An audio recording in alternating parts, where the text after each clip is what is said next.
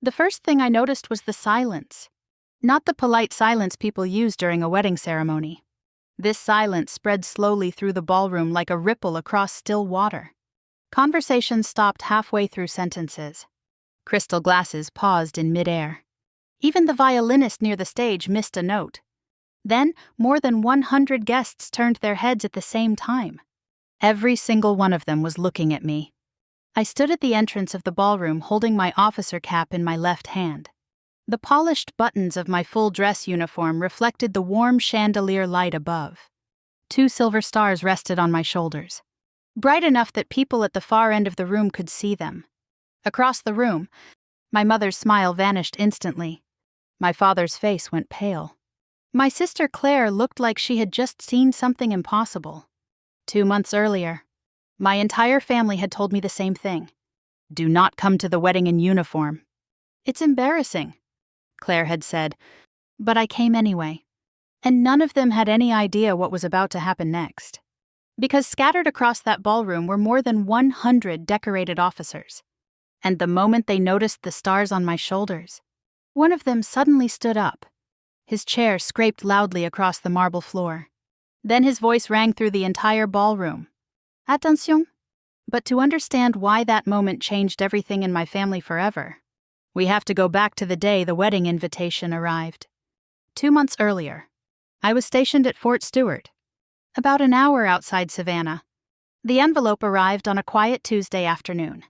Sitting on top of the mail stack in the housing office where the base staff sorted deliveries for officers living nearby, it was thick cream-colored cardstock, the kind my family had always loved. Elegant, expensive. The Mercer family never did anything halfway. Claire Mercer and Evan Calloway request the honor of your presence. I stared at the invitation longer than I expected, not because of the wedding itself, but because of the way my name appeared at the bottom. Daniel Mercer, printed exactly the same as every other guest. No handwritten note. No personal message. Just another name on a long list. That was the first sign something about the wedding felt strange. Claire wasn't just my younger sister. She was the golden child of the Mercer family. And in our family, golden children didn't send invitations to their older brothers like they were inviting a distant coworker. The Mercer name had carried weight in Savannah for decades. My grandfather built the company from a small construction business into one of the largest real estate development firms along the Georgia coast. By the time I was born, Mercer Development owned hotels, waterfront properties, and entire neighborhoods across the region. My father expanded it. My mother polished its reputation. And Claire had grown up assuming she would eventually run it. I was the only Mercer who chose something different. At 21, instead of joining the company after college, I enlisted in the Army. That decision never sat well with my parents. My mother liked to call it wasted potential. My father once described it as running away from real responsibility. Claire simply laughed whenever the subject came up. You traded boardrooms for mud. She liked to say, maybe she believed that. But one person in the family never agreed with them. My grandfather, Henry Mercer, was the one who built everything our family owned. Yet he was also the only person who ever looked at my uniform with pride. He served in the military when he was young. It wasn't something he talked about often. But every now and then he would say something that made the rest of the family uncomfortable. Money builds houses, he told me once. But character builds men. He was the only Mercer who attended my commissioning ceremony. The only one who called after my first overseas deployment. The only one who said the uniform mattered. He passed away 3 years ago. Heart failure. According to the doctors, after his funeral, the family gathered in his office while the lawyer read the will. Most of the company went to my father. A smaller portion went to Claire. And nothing went to me. At the time, I told myself I didn't care. I had my own life, my own career, and the Mercer boardroom was never something I truly wanted. But 2 days after the wedding invitation arrived, something happened that made me question everything I thought I knew about my grandfather's estate. The phone call came from a number I didn't recognize. Daniel Mercer, the voice asked. Yes. This is Arthur Dalton. The name sounded familiar immediately. Arthur Dalton had been my grandfather's personal lawyer for nearly 20 years. "I hope I'm not calling it a bad time," he said carefully. Something in his tone made me sit up straighter. "No," I replied. "What's going on?" There was a long pause on the line. Then Dalton said something that immediately tightened the air in my chest. "I believe there may have been irregularities involving your grandfather's estate." For a moment I didn't speak. "Are you saying the will wasn't legitimate?" I asked. Another pause followed. "I'm saying," Dalton replied slowly, "that there were documents connected to the estate that were never presented during the reading." I leaned back in the chair, staring at the wedding invitation still lying on the desk beside me. "What kind of documents?" I asked. Dalton's answer came quietly. "The kind that listed you as the person your grandfather trusted to protect his real legacy." And suddenly that elegant wedding invitation didn't feel like a celebration anymore. It felt like the beginning of a secret my family had never intended for me to uncover. The drive back to Savannah felt longer than it should have. Fort Stewart was barely an hour away. But that morning, every mile gave me more time to think about what Arthur Dalton had said on the phone. The wedding invitation sat on the passenger seat beside me, its cream-colored envelope looking almost harmless compared to the questions now filling my head. Irregularities in my grandfather's estate. For 3 years, I had accepted the story my family told everyone after his death. The company passed to my father. Claire inherited her portion. I inherited nothing because I had chosen a different life. At least that was the version they wanted people to believe.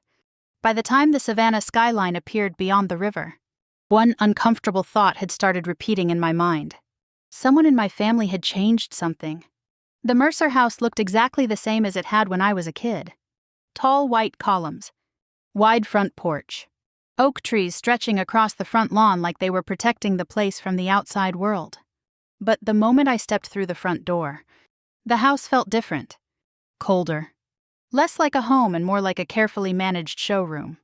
My mother was sitting in the living room scrolling through her phone when I walked in. She looked up, surprised. "Daniel," she said. "Not welcome home. Not good to see you. Just my name." "You didn't say you were coming?" she added. "I was already nearby," I replied. Her eyes drifted toward the garment bag slung over my shoulder. Inside was my dress uniform. Her expression tightened slightly. "You're not planning to wear that to Claire's wedding, are you?" I set the bag beside the couch. "It's formal," I said. "Why wouldn't I?" Her reaction was immediate. "That would be inappropriate." The word hung in the room. "Inappropriate," I repeated. "This wedding is very important for the company," she said carefully. "Several investors will be attending, some political partners as well, and my uniform is a problem. It would draw attention." Before I could respond, a voice echoed from the hallway behind us. "Oh my God." Claire stepped into the room, already shaking her head. "You actually brought it?"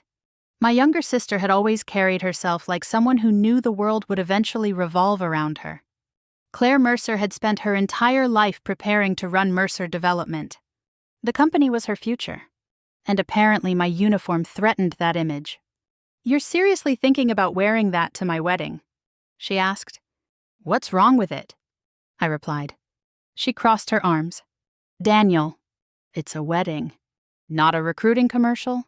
It's a formal military uniform. It's embarrassing," she said. The word landed harder than she probably expected. "You think my career is embarrassing?" I asked quietly. Claire shrugged. "I think showing up in full military costume while the rest of us are trying to present a professional image is embarrassing." Costumey. That word hung in the air between us. Before I could respond, my father stepped into the room. Richard Mercer had the kind of presence that made people listen even when he spoke quietly. "What's going on?" he asked. Claire gestured toward the garment bag.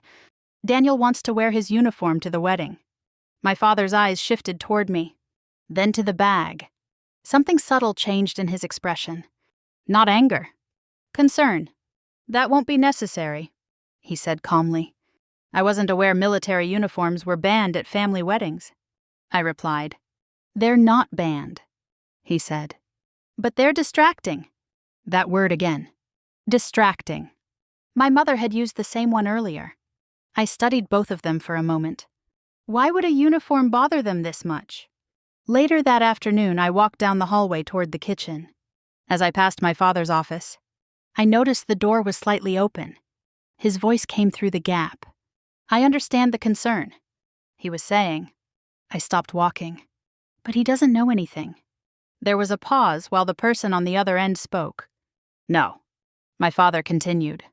"He won't cause problems at the wedding." Another pause. "I'll make sure of it." My chest tightened.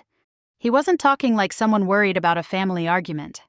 He sounded like someone trying to control a situation. That evening, Claire left several wedding planning folders on the dining room table. Guest lists, seating charts, vendor schedules. I flipped through them without really thinking, until one name caught my attention. Judge Leonard Whitaker. I stared at the list for several seconds. Whitaker wasn't just any guest. He was the probate judge who finalized my grandfather's will 3 years earlier, which raised a question I couldn't ignore. Why would a probate judge be attending my sister's wedding? I took a photo of the guest list with my phone and sent it to Arthur Dalton. His response came less than a minute later. 3 words. "That's not good." A few seconds passed. Then another message appeared on the screen. "If Whitaker is attending that wedding, then someone there knows exactly what happened to your grandfather's will." I didn't sleep much that night. Judge Whitaker's name on the wedding guest list kept circling through my mind.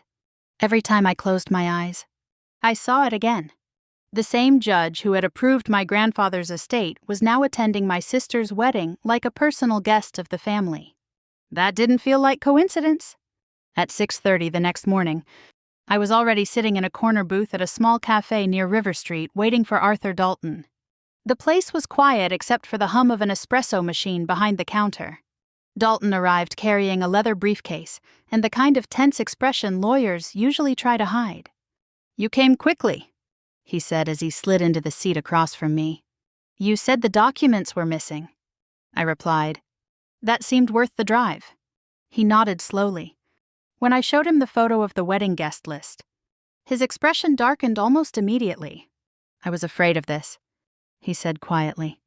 "Afraid of what?" I asked. Dalton leaned forward, lowering his voice. "Daniel, some of the people attending that wedding may not just be guests." My stomach tightened slightly. "What do you mean?" He opened his briefcase and pulled out a thick envelope. "I mean, some of them were directly involved in approving your grandfather's estate." He slid the envelope across the table. "These are copies of everything I found before the files disappeared."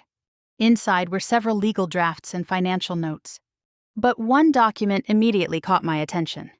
The title was printed across the top: Mercer Veterans Foundation Trust Agreement. I flipped through the pages slowly. Funding sources, asset allocations, board structure. Then I saw my name. Primary trustee? Daniel Mercer. I looked up at Dalton. "This should have been presented with the will," I said. "Yes," he replied. "But it wasn't? Why not?" Dalton reached back into his briefcase and pulled out another sheet. "This is the access log from our office archive. Every time someone opened an estate file, the system recorded it. 3 entries appeared during the week before the will was finalized.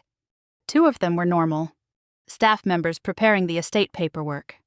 But the third name made my chest tighten. Richard Mercer. My father. According to the log, he had accessed the estate file 2 days before it was officially submitted to the probate court. 3 hours later, Dalton had added a note to the system. "File discrepancy noted. I reported the missing documents immediately," Dalton said quietly. "But by then, the final estate copy had already been delivered to the court." "And you never raised the issue publicly?" I asked. Dalton looked uncomfortable. "I was told it was a clerical mistake." "By who?" "Your father." For a moment, neither of us spoke. Instead, a memory surfaced. 3 years earlier, a week before my grandfather died, I visited him in the hospital. Most of the conversation had been normal. Stories from my latest deployment. Updates about the house. But near the end of the visit, he said something that didn't make sense at the time. Daniel, he told me. If something ever feels wrong, look beyond the family name. Back then I thought he meant business decisions. Now I wondered if he meant something much bigger. Did my grandfather ever talk to you about the foundation? I asked Dalton. He nodded. He was proud of it. Dalton said. He believed Mercer Wealth should support veterans who sacrificed for this country. And he wanted me running it. Yes. Dalton paused. Which is exactly why the missing documents are so strange. Before I could ask another question, he pulled out another sheet from the briefcase. This might help explain the bigger picture. It was a public profile. Evan Calloway, my sister's fiancé, political relations consultant, specializing in regulatory approvals and government negotiations for major development projects. I stared at the page. This isn't just a wedding alliance, I said. Dalton nodded. Your sister's marriage connects Mercer Development directly to political access, which meant something else suddenly made sense. If the foundation trust had been revealed, part of the Mercer fortune would have been permanently redirected into charity, away from the company, away from the business expansion plans my father had been pushing for years. Dalton reached into his briefcase one more time. One last thing, he said. He slid a photograph across the table. The photo looked old, at least 20 years. My grandfather stood in the center beside a group of military officers. Decorated officers, medals across their uniforms. One face jumped out at me immediately. Colonel Marcus Holloway, the officer who had commanded my first overseas mission. Where did you get this? I asked. It was in your grandfather's safe, Dalton replied. There were several photographs like it. I studied the image carefully. Why would he keep this? Dalton shrugged slightly. Your grandfather quietly supported several military charities over the years. He paused. And many of the officers involved still maintain connections to the foundation. I leaned back in the booth slowly. If the foundation documents disappeared, those officers might never know what happened. As I left the cafe, my phone buzzed in my pocket. A message from my cousin Lydia, the only person in the family who still treated me like I belonged. You need to see this. She sent a photo, another page from the wedding guest list. But this one had handwritten notes beside several names. Military guests, foundation donors, former service members connected to my grandfather. At the bottom of the photo, Lydia had typed a short message. Daniel, I think Grandpa invited them. I stared at the list again. Suddenly the wedding guest list didn't look random anymore. It looked like a room full of people connected to a secret my family believed they had buried. I sat in my car outside the Mercer Development Building for nearly 15 minutes before going inside. 3 years ago, this building had represented everything I walked away from. Glass walls, marble floors, private offices overlooking the Savannah River. The center of the Mercer Empire. Now it felt different. Not powerful. Suspicious. Because the more I looked at the documents Arthur Dalton had shown me, the more obvious it became that something inside this company didn't match the story my family had told after my grandfather died. If the foundation trust was real, then the estate had been altered. If the estate had been altered, someone inside Mercer Development had benefited. And right now my father and my sister controlled everything connected to that company. I stepped out of the car and walked inside. The lobby looked exactly the same as it had when I was younger. Polished floors, quiet conversations between executives, framed photographs celebrating Mercer Development's biggest projects. But one room upstairs held something far more important than the company's success stories. My grandfather's office. After his death, my father had turned it into a kind of company museum. The desk remained untouched. His awards still hung on the walls. Photographs from decades of business deals were carefully arranged across the shelves.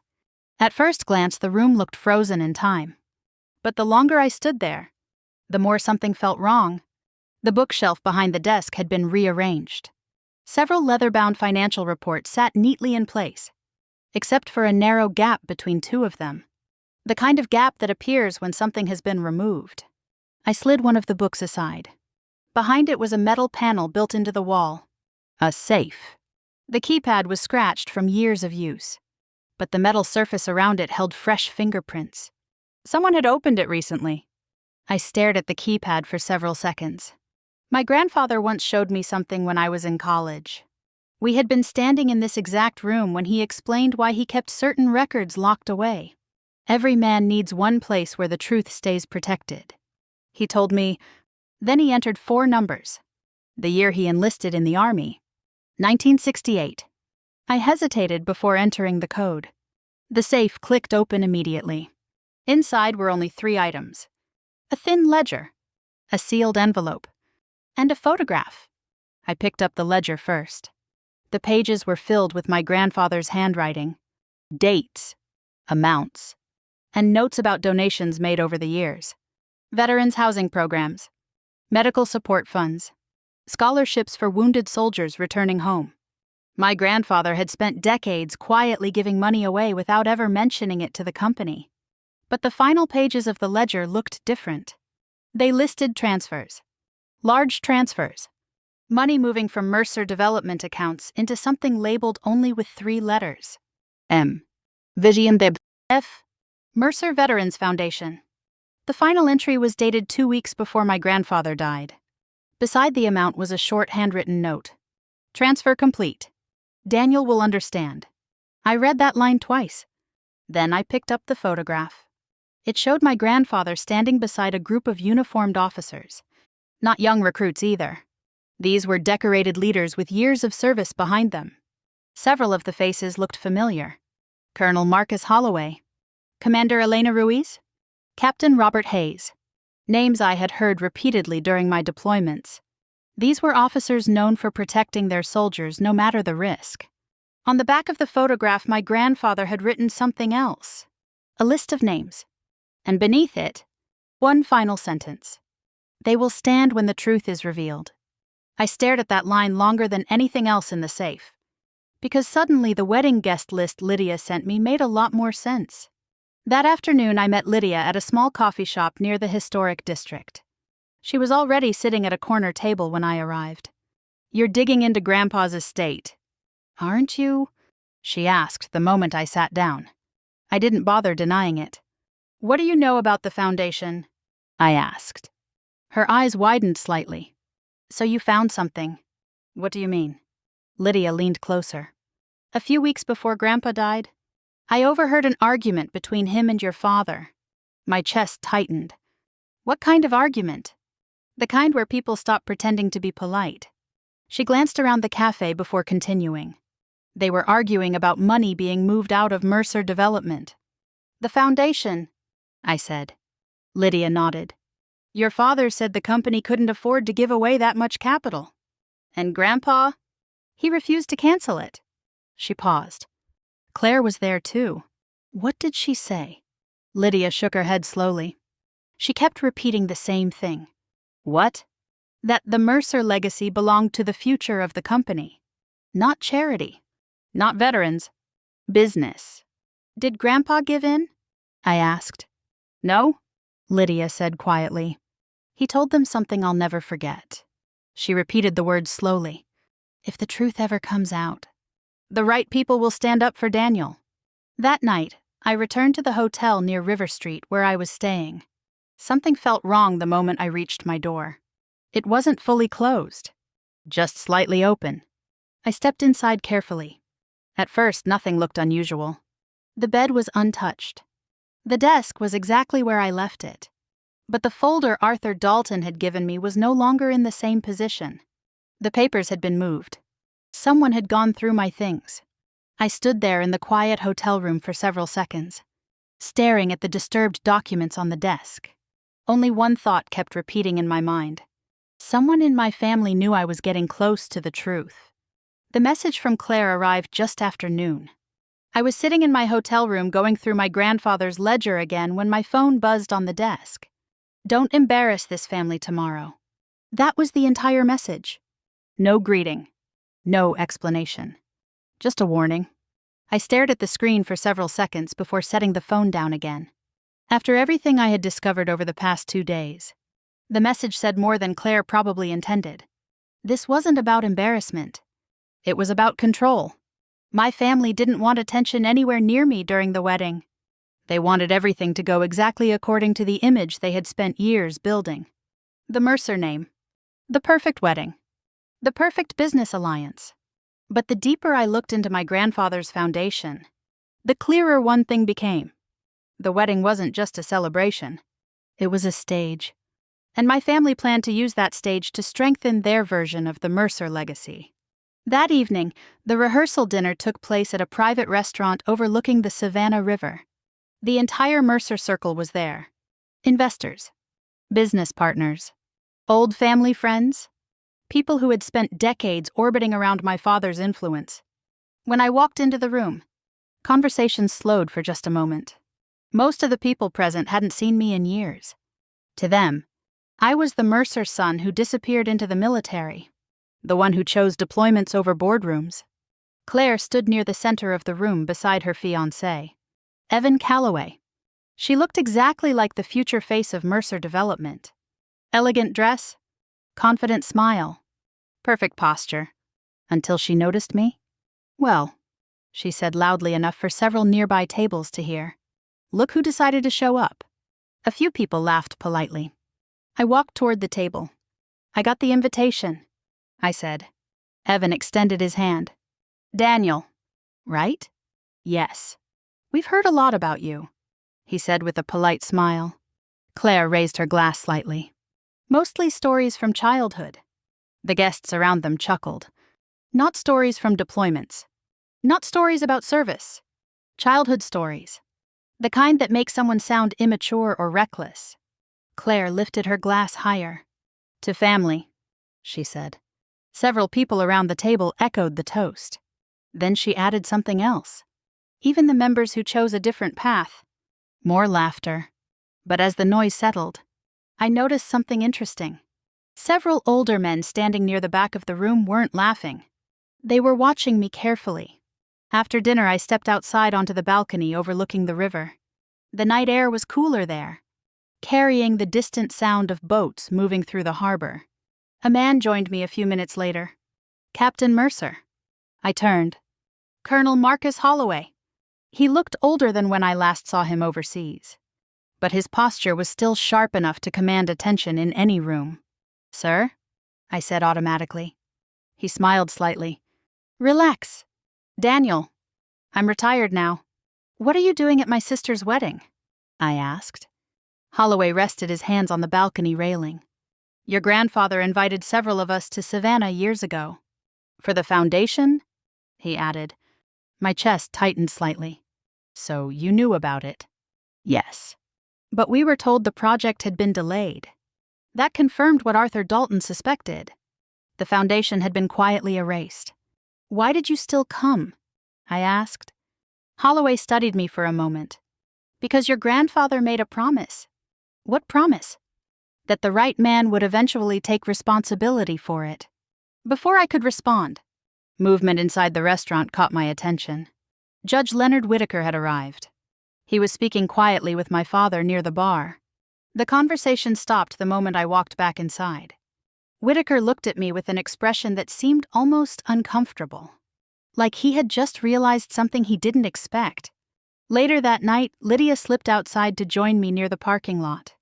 "You were right," she said quietly. "About what?" "The estate." She handed me a folded document. It was a financial report from Mercer Development dated 3 years earlier, the same month my grandfather died.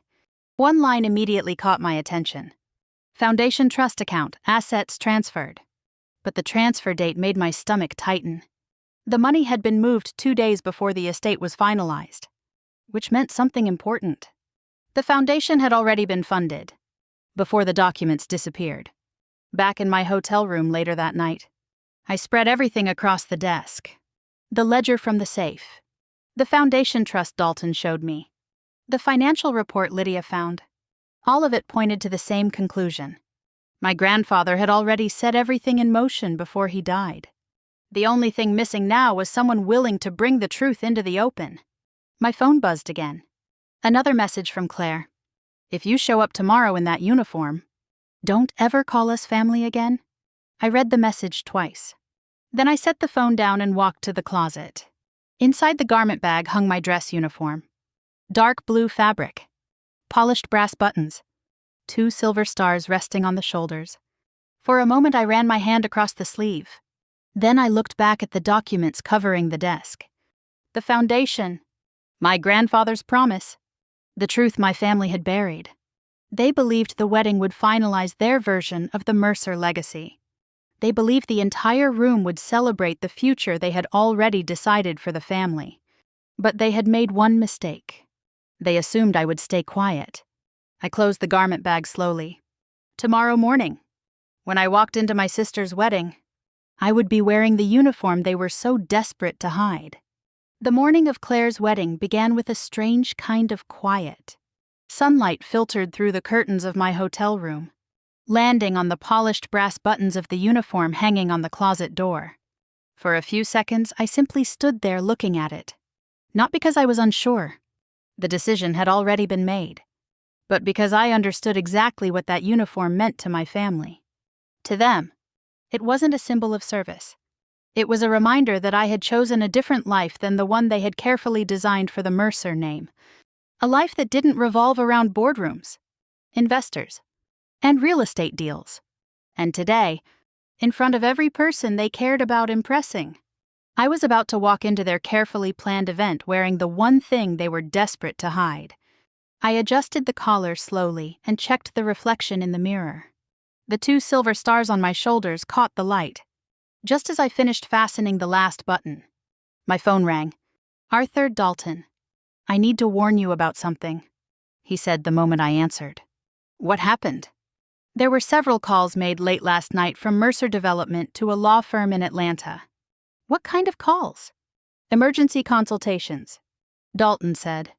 That didn't surprise me. My family had probably realized I was asking questions. What does that mean for today? I asked. Dalton hesitated. It means they're trying to control the situation before anyone else starts asking questions. And if the truth comes out, then several people connected to that estate could find themselves in serious legal trouble. A few minutes after the call ended, another message appeared on my phone. This one from Lydia. She had sent a photo from inside the wedding venue. Rows of white chairs were arranged in the grand ballroom of the Savannah Regency Hotel. Floral arrangements lined the aisle. Staff members moved quietly between the tables, making last-minute adjustments. But something else caught my attention in the background of the photo. Several men standing near the back rows, not wearing wedding attire. Dark suits, earpieces, security. Lydia added a short message under the picture. Something strange is happening. More guests are arriving than expected. I zoomed in on the image. 2 of the men seated near the back row weren't wearing suits. They wore small lapel pins. Military insignia. The Savannah Regency Hotel was one of the most expensive venues in the city. Mercer Development had even helped finance part of its renovation years earlier, which meant my family practically treated the place like their own property. When the taxi dropped me off outside the entrance, guests were already arriving. Couples in formal dresses, executives greeting one another near the front steps. At first, most people barely glanced in my direction. Then someone noticed the uniform. The whispers began almost immediately. People slowed their steps. A few guests turned completely around to stare. Because in a crowd full of tailored suits and evening gowns, a decorated military dress uniform stands out like a spotlight.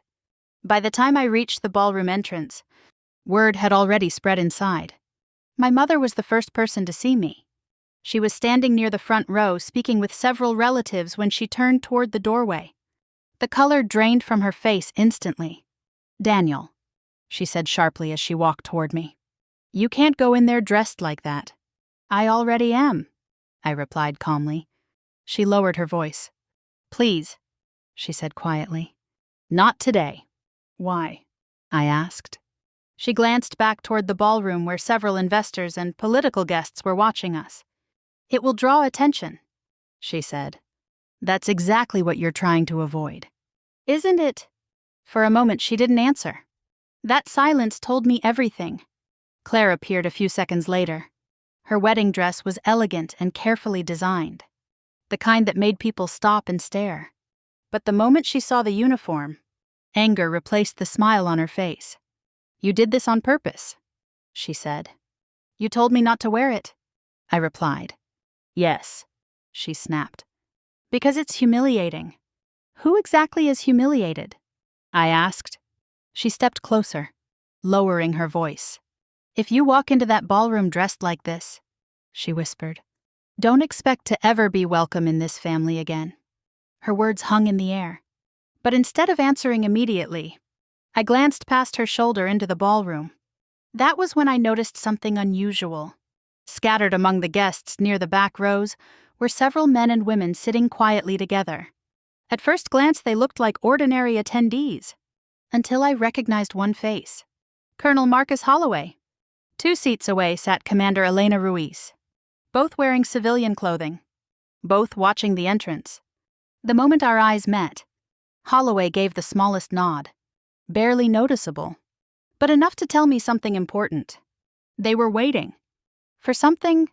Music for the ceremony began to play softly. Guests started taking their seats. Claire's wedding planner hurried people into position while my father greeted a group of investors near the entrance. I took one step forward, then another.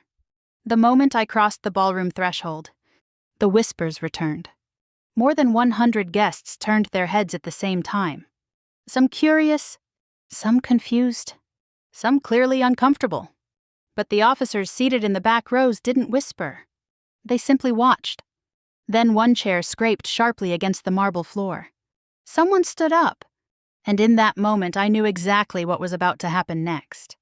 The sound of the chair scraping across the marble floor cut through the ballroom like a blade. For a moment, no one understood what was happening. Guests had just begun settling into their seats. The wedding music was playing softly near the front of the room. Conversations had barely faded. Then the man who stood up turned toward me. Colonel Marcus Holloway. He straightened his posture in one sharp motion, the kind drilled into soldiers over decades of service. His voice carried across the entire ballroom with the authority of someone used to commanding people under pressure. Attention. The word echoed through the room. At first, no one moved. Most of the guests looked confused. A few laughed nervously, assuming it was some strange misunderstanding. Then 3 people beside Holloway stood up. Then 2 more across the aisle. Another chair scraped loudly. Then another. The movement spread through the ballroom like a wave. One officer after another rose from their seats, standing with the same rigid posture. Within seconds, the quiet wedding audience had transformed into something completely different. Uniform or not, anyone who had ever served recognized the stance immediately. More than 100 officers were now standing at attention inside the ballroom, every one of them facing the center aisle. Facing me. A ripple of whispers spread through the guests. People leaned toward each other, trying to understand what they were witnessing. My father looked completely stunned. My mother's hand had moved to her mouth. Claire stood frozen near the altar, clutching her bouquet like she had forgotten how to breathe. Colonel Holloway raised his hand slowly. A formal salute. The officers beside him followed instantly. Then the next row. Then the next. In less than 5 seconds, more than 100 officers were saluting. The ballroom fell into absolute silence, because the meaning of that moment was impossible to misunderstand. They weren't honoring the wedding. They were honoring me. I turned slightly toward the front of the room. My father took a step forward, clearly trying to regain control. "This is completely inappropriate," he said sharply. His voice sounded louder than it should have in the silent room. But Colonel Holloway barely glanced at him. Instead, he lowered his salute and spoke calmly. "Ladies and gentlemen, I apologize for interrupting the ceremony." Several guests shifted uncomfortably. Holloway continued, "This moment is not about the wedding." Then he turned directly toward me. "Captain Daniel Mercer," he said clearly, "former commander of Task Group Raven." A murmur spread through the room, because even though the details of that unit had never been widely publicized, the name had circulated quietly among military circles for years. Holloway gestured toward the officers standing around the ballroom. Several years ago, Captain Mercer led a mission that saved more than 40 service members during a rescue operation overseas. He paused briefly. Many of the officers standing in this room today were alive because of that mission. More whispers filled the room. Some of the investors looked confused. Others stared at me with new curiosity. For the first time in their lives, the Mercer family audience was hearing a version of me that my family had never bothered to mention. Not the brother who left the company. Not the son who chose the military over business. But the officer who had built a reputation far outside Savannah.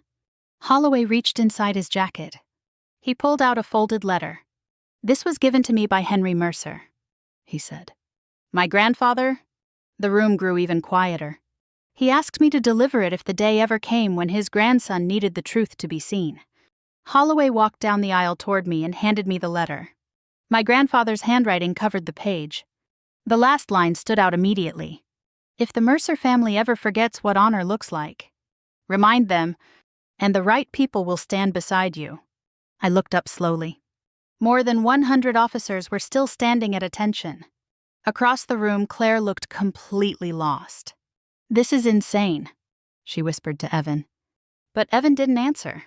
He was staring at the officers with the same stunned expression as everyone else. My father opened his mouth as if he was about to say something. Then the ballroom doors behind me suddenly opened. 3 people stepped inside. 2 men and 1 woman wearing formal suits. But the badges clipped to their jackets made their purpose obvious. Federal investigators. Arthur Dalton walked in behind them, carrying a thick folder of documents. The quiet tension in the room shifted instantly, because the wedding ceremony had just turned into something else entirely. Dalton stopped near the center aisle. His eyes moved from me to my father, then to the judge standing near the back of the room. Judge Leonard Whitaker, the same man who had finalized my grandfather's will. Dalton lifted the folder slightly. "I believe," he said calmly, "there are several people here who need to hear the truth about Henry Mercer's estate." And suddenly it became very clear. The moment my family had spent 3 years trying to avoid had finally arrived. The ballroom doors closing behind the investigators sounded louder than the music that had been playing just moments earlier. The violinist had already stopped. The wedding guests were no longer whispering. More than 100 officers were still standing at attention across the room, their salutes slowly lowering as the new arrivals walked down the aisle. Claire remained frozen beside the altar. Her wedding bouquet hung loosely in her hands. No one seemed to know what to do next, because weddings weren't supposed to include federal investigators. Arthur Dalton stepped forward first. He looked calm in a way only lawyers manage when they know the evidence is already on their side. My father took a step toward him. "Arthur," he said sharply, "what exactly do you think you're doing?" Dalton didn't answer immediately. Instead, he looked around the ballroom. Investors, political partners, friends who had supported the Mercer family for decades. Then he spoke. "I believe several people in this room deserve to hear the truth about Henry Mercer's estate." The silence that followed felt heavier than anything that had happened so far. Judge Leonard Whitaker stepped forward from the side of the room. "This is not the time or place for this discussion," he said firmly. Dalton turned toward him slowly. "What's not the right time?" he replied. "Is pretending certain documents never existed." He opened the folder in his hands. Inside was the sealed envelope I had seen 2 days earlier.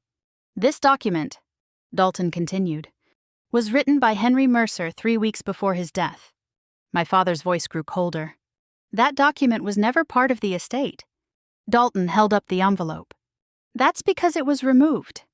A murmur spread through the guests.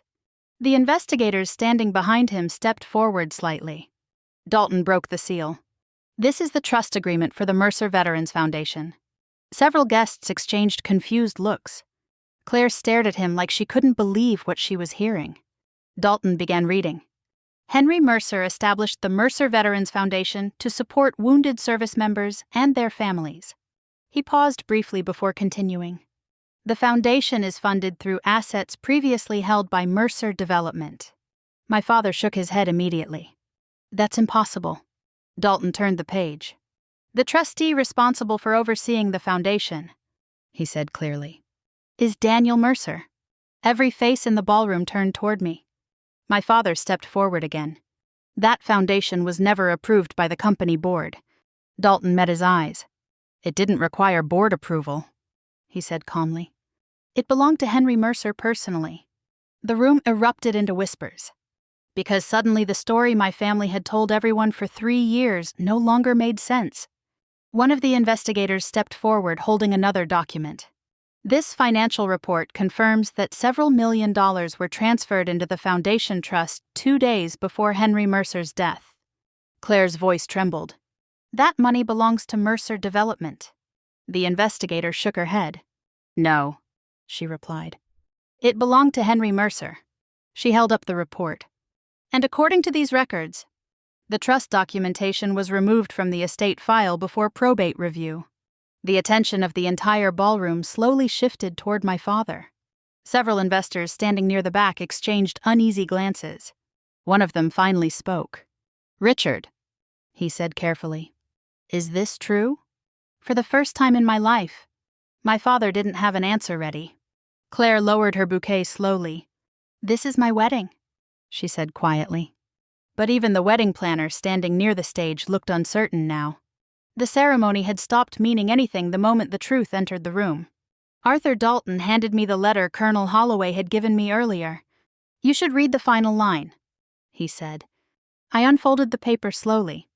My grandfather's handwriting was steady and unmistakable. If my family ever forgets what honor means, remind them that legacy isn't measured by money. It's measured by the people you stand for. I folded the letter again. Across the room, more than 100 officers were still standing quietly. Not because they had to, because they believed in what my grandfather had tried to build. One of the investors approached me cautiously. "Captain Mercer," he said, "if the foundation is legitimate, it will need leadership." I nodded. "Yes. And Mercer Development." I glanced across the ballroom at my father. For decades, he believed the company defined the Mercer legacy. But my grandfather had understood something deeper. A legacy wasn't built by property or power. It was built by purpose. "I'm not interested in running the company," I said. "I'm interested in finishing what my grandfather started." Within minutes, the atmosphere inside the ballroom had completely changed. Guests who arrived expecting champagne and wedding speeches were now quietly discussing investigations and missing estate records. Claire and Evan eventually left the ballroom without another word. My parents followed shortly after.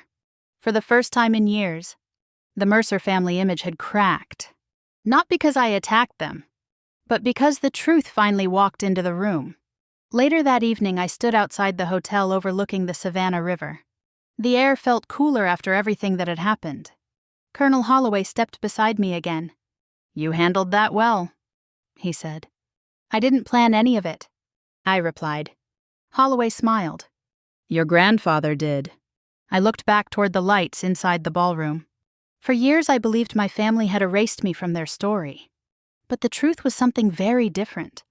My grandfather had already written another ending, one built on honor, not power. And when the moment came, the right people stood up. Sometimes revenge isn't about destroying the people who doubted you. Sometimes it's simply about standing firm in the truth they tried to bury. If you've ever been underestimated by your own family, I'd really like to hear your story. Tell me in the comments. And if stories about justice, family betrayal, and the moment the tables finally turned speak to you, stay here with us. Subscribe to the channel. Because some of the most powerful stories are the ones people tried the hardest to hide.